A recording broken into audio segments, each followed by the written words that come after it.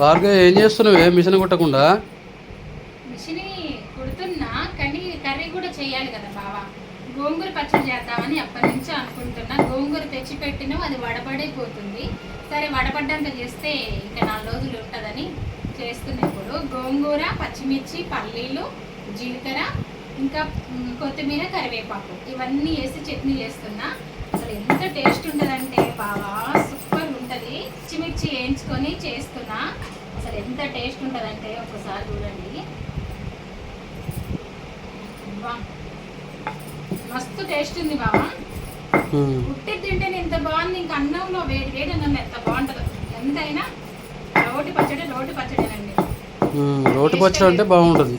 కొంచెం ఓపిక చేసుకొని రోటి పచ్చడి నూరుకుంటే సూపర్ టేస్ట్ ఉంటుంది. బ్లౌజ్ గుట్టది వదిలిపెట్టి మరి నేను పచ్చడి నూరుకున్నాను. ఓకే, రోటి పచ్చడి అంటే నాకు కూడా ఇష్టం.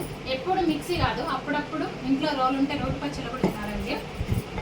బాయ్ అండి. వీడియోని సెలెక్ట్ చేయండి అబ్బా.